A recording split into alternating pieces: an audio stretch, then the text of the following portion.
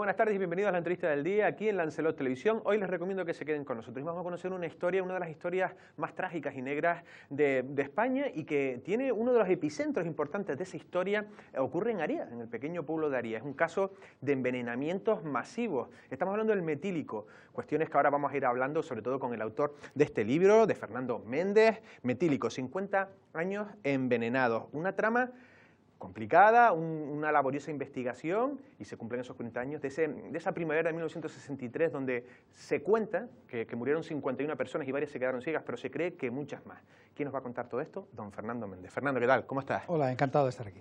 Bueno, primero va Fernando decir que vienes esta tarde pues para explicar un poco, ¿no?, qué sucedió y en Arías, como en el epicentro de la historia, ¿no? Correcto, Arías ha sido el centro de esta historia de dinero, veneno y muerte, una historia donde estamos hablando de miles de muertos, de miles de víctimas y ciegos que ha habido en el año 63 por consumo de una bebida como es, digamos, el alcohol metílico, que era un alcohol que se utilizaba, para que se hagan una idea, para fabricar pintura, combustible de aviones, para fabricar barnices, y que unos bodegueros desaprensivos en Galicia utilizaron porque era un coste mucho más bajo que el alcohol etílico para fabricar bebidas para uso de boca, ¿no?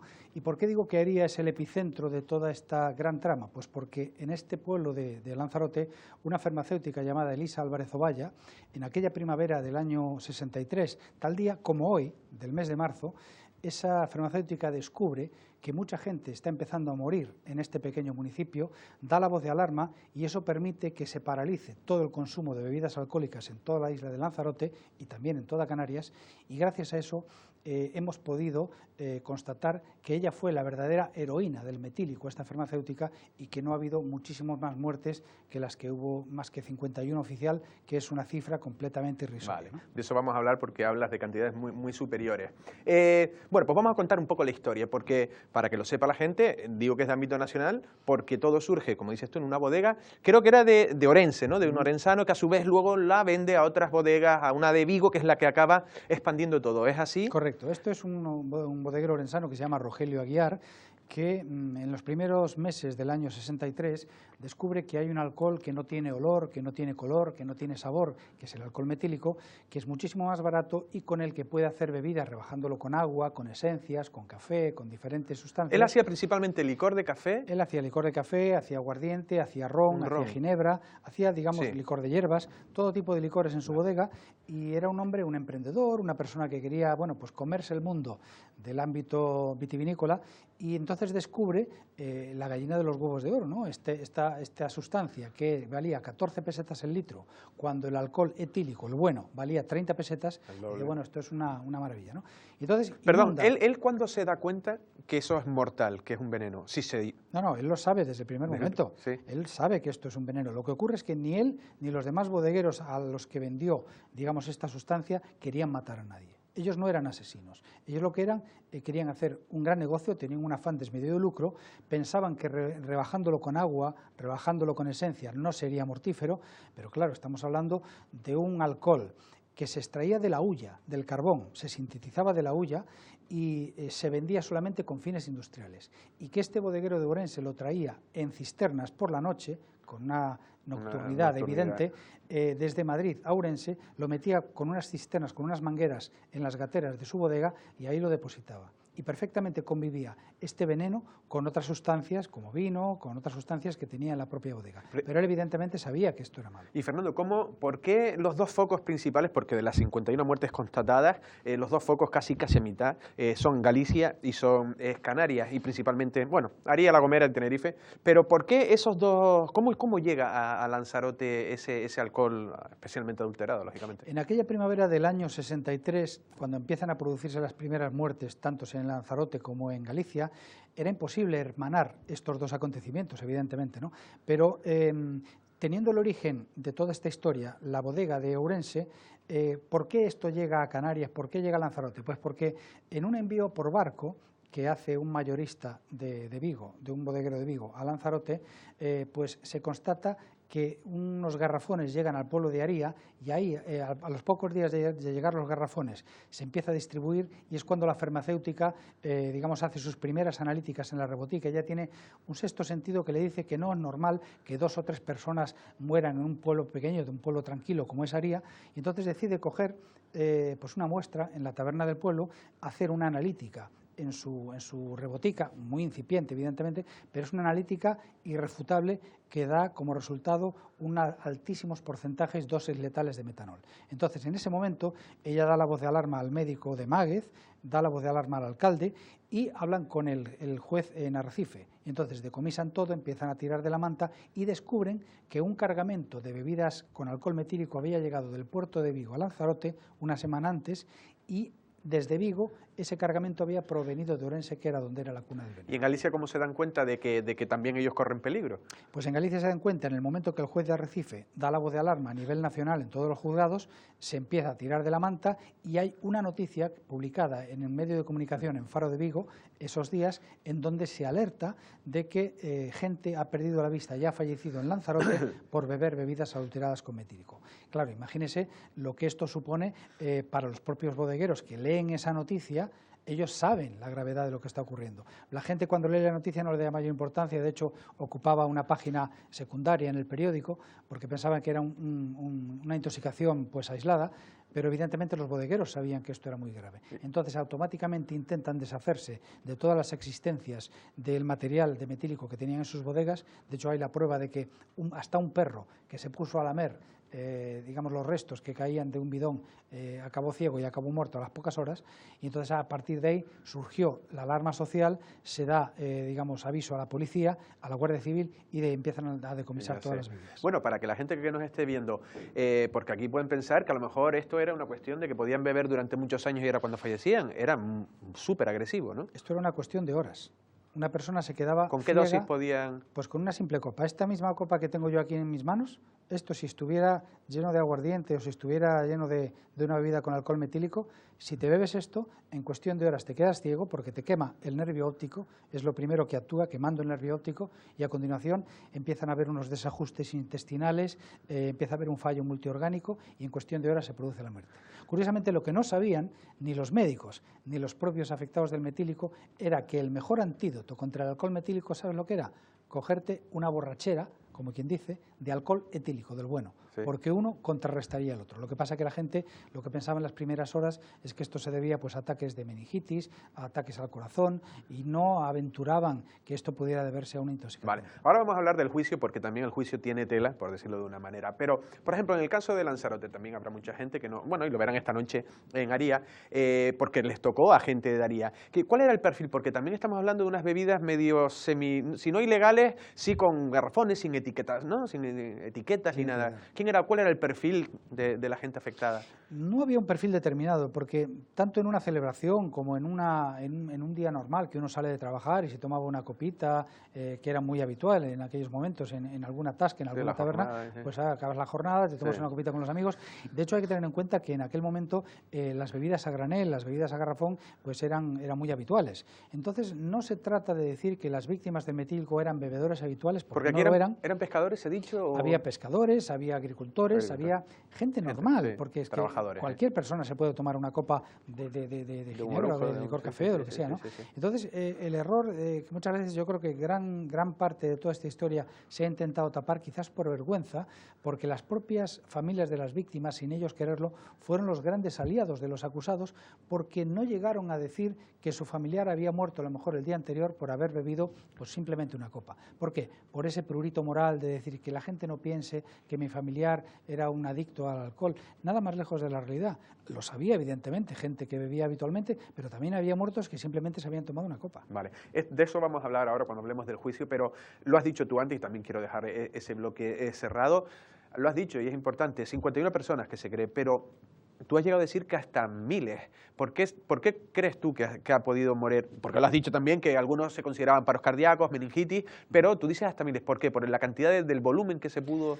Yo esa pregunta se la hice al fiscal cuando estuve investigando todo esto, estuve 5 años investigando, entonces yo, como quise ser muy fiel y muy riguroso con las cifras, con los datos, con todos los datos que tenía para esta historia, le pregunté: don Fernando, ¿cuántas personas pudieron morir por el caso del metílico? Y él me dijo: si quieres decir 1000, perfecto; si quieres decir 5000, perfecto; si quieres decir 10.000, perfecto. Y claro, yo me sorprendía porque como periodista quieres ser riguroso. Y le dije: pero ¿qué me está diciendo? Y me dice: con una simple operación matemática te vas a dar cuenta de eso. Si se compraron 75.000 litros de alcohol metílico para fabricar bebidas y una sola copa bastaba para matarte o para dejarte ciego, ¿cuántas copas se pueden hacer con 75.000 litros? Porque de eso me decía él. Entonces, claro, en ese momento salen miles. Que se comercializaran 50, 60, 40, 30, nunca se sabrá. Pero ten en cuenta que la emigración española en América, la emigración en Europa, el Sáhara, Estados Unidos, muchísimas partes del mundo, bebidas de estas fueron por centenares de cajas. Claro. Y nunca se le pudo hacer un seguimiento. Solamente se decomisó un cargamento de bebidas metílicas que llegó al puerto de Nueva York en aquella primavera. Curiosamente, en esa fecha, resulta que las noticias del New York Times decían que esos días el puerto de Nueva York había quedado limpio de vagabundos. Limpio. Claro. Es decir, habían muerto muchos vagabundos porque tenían acceso a las bebidas más comunes y eran las bebidas con alcohol metílico. Claro, bebidas, por eso decían. Pero miles, estamos hablando de miles de víctimas, miles de heridos, miles de ciegos en todo el mundo, sin lugar a dudas. Sí, sí, una cosa. Por eso es irrisoria la cantidad de 51 muertos y 9 ciegos. Claro. Irrisoria. Vamos un poco ahora ya al caso judicial. Algunos, bueno, ya tú has ido comentando, has ido dando pinceladas. El tema de que fue un caso injustamente tratado, vamos a decir que fue un caso deficitario en cuanto a su justicia. ¿Por qué dices eso?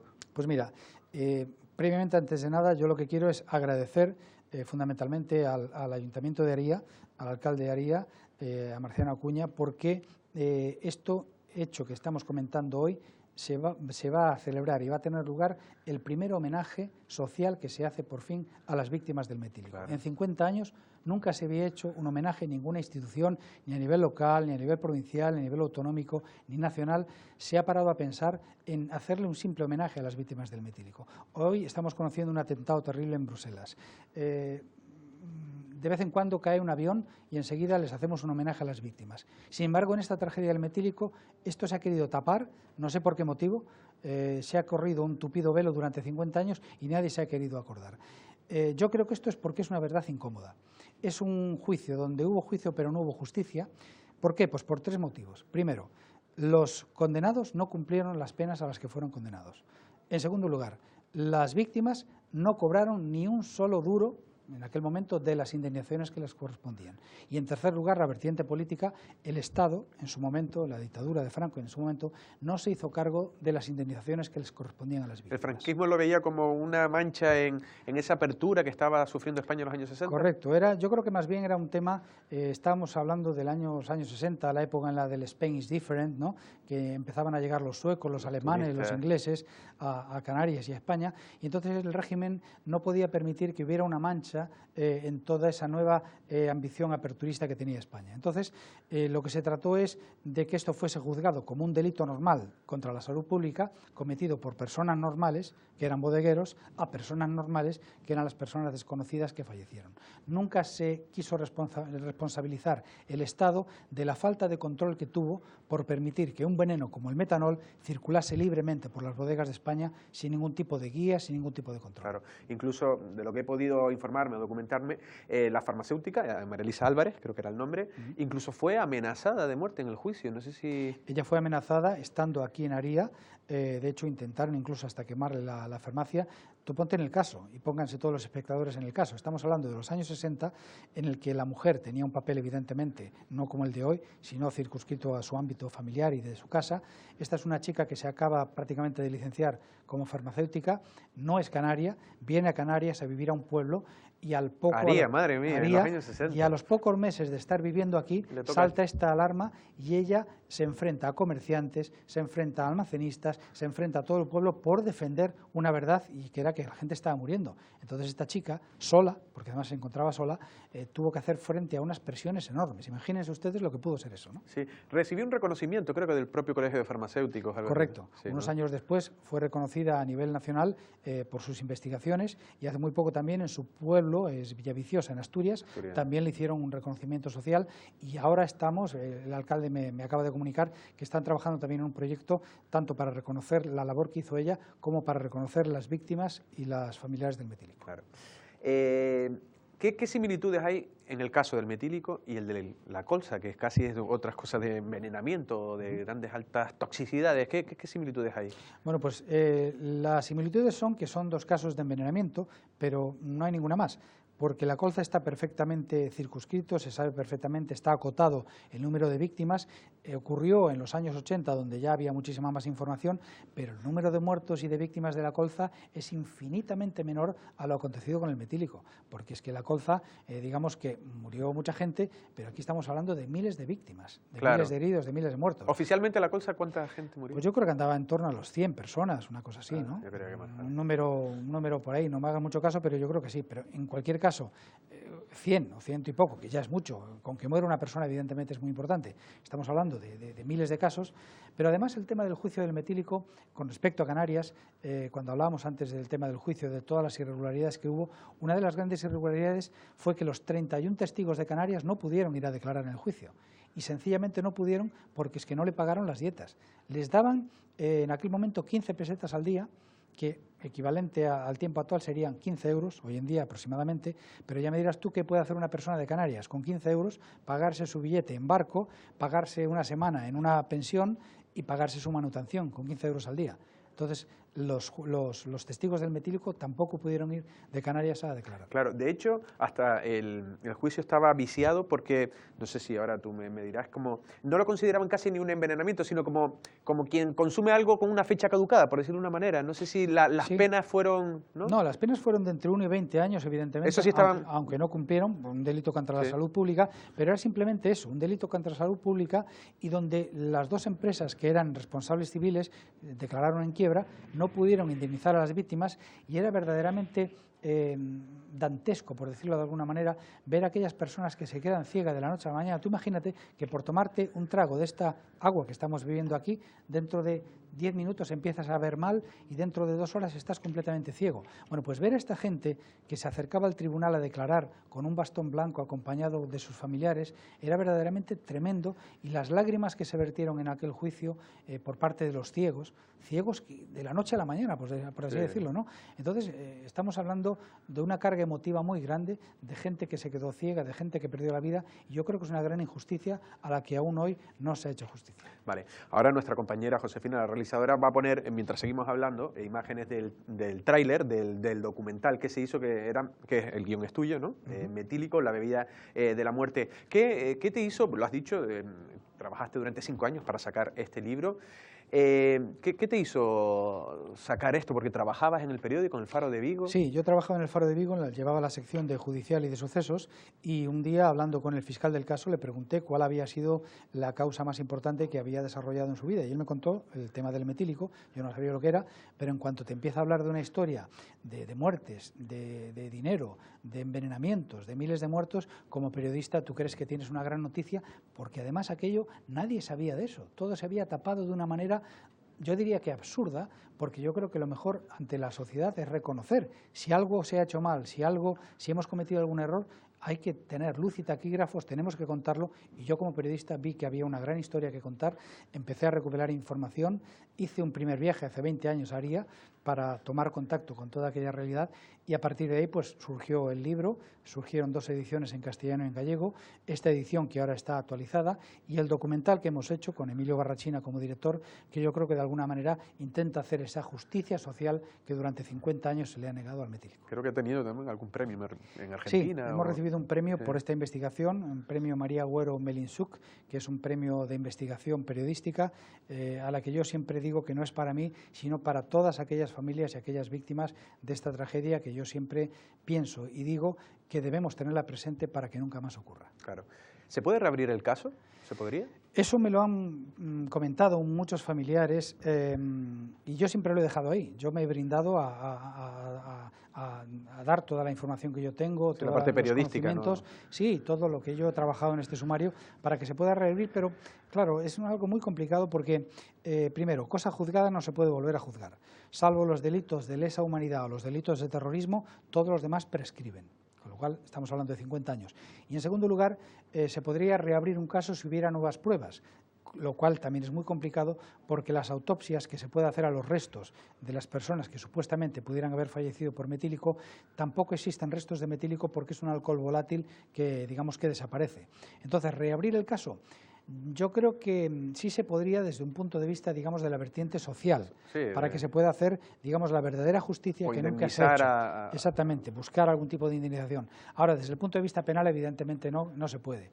Ahora, lo que sí es importante también es que el metílico ha unido generaciones. Y yo en las conferencias que doy veo a jóvenes de 15, de 20 años con sus padres y con sus abuelos, porque de alguna manera los padres y los abuelos son los que todavía recuerdan toda esta historia. Claro, lo vivieron. En este caso me pareció leer que la familia, o una hija, una sucesora de la familia Lago, hizo como una especie de no sé si escrito, investigación, no sé si estabas de acuerdo en lo que esta persona dijo, porque defendía a la familia, en este caso al bodeguero no de Orense, sino al de Vigo, ¿no? al que distribuidor. Envió los cargamentos a Canarias, sí. Exactamente. ¿Qué te parece? Yo respeto tremendamente, como no podía ser de otra manera, las investigaciones. Y en este caso, pues la novela o el libro que publicó esta persona, no lo comparto evidentemente porque entiendo que esta persona quiera limpiar el honor de su familia, me parece perfectamente lícito, pero evidentemente... ¿Qué decía? ¿Que no conocía a lo mejor No, como dijeron todos los bodegueros, al final el juicio fue, digamos, 10 contra 1, todos los 10 bodegueros contra el otro bodeguero, que es el principal acusado, diciendo que no sabían lo que les había vendido, y él decía que evidentemente sí lo sabían de sobra, porque un producto que vale la mitad que el otro, tienes que saber realmente que no era de gran calidad, ¿no? Pero claro, ellos decían que no sabían que era un veneno, decían que no sabían lo que les había vendido, se escudaron en eso, ¿no? Yo lo único que he hecho es basarme exclusivamente en el sumario, no he aportado en este libro ninguna subjetividad, es completamente objetivo, son todos los datos plasmados de sentencias, de informes y del sumario, que lo que hablan es de una condena para todos los bodegueros que fueron condenados por un delito contra la salud pública. Claro. ¿Y Fernando, se podría volver a dar un caso como este? Yo creo que sí, evidentemente no con la misma intensidad y el mismo volumen que fue el caso del metílico, porque hoy en día la inmediatez informativa, hoy en día al segundo, con un Twitter o con el Facebook, estamos denunciando cualquier cosa, pero con que solo haya una víctima. De hecho, siguen muriendo gente por metílico. Recientemente han muerto en Perú, en Sudamérica, en muchos sitios. Sigue muriendo mucha gente, en Rusia también. Pero con que solo haya una víctima, vale para que tengamos muy en cuenta, sobre todo los padres que tienen niños y jóvenes en época adolescente, que temas como el botellón, que temas como el garrafón siguen siendo muy de actualidad, y toda esa cultura asociada... Cuando se habla del garrafón, Fernando, porque todos hemos salido y cuando tenemos un poco más de resaca le echamos la culpa al garrafón. Claro. ¿El garrafón existe? Y lo hay, por supuesto que existe. De hecho, ¿y adulteran las propias botellas precintadas? Yo diría que más del 70%, constatado por la Asociación de Licoreros de Galicia, más del 70% de los alcoholes que consume la gente no tiene ningún tipo de control, más del 70%. ¿No? No.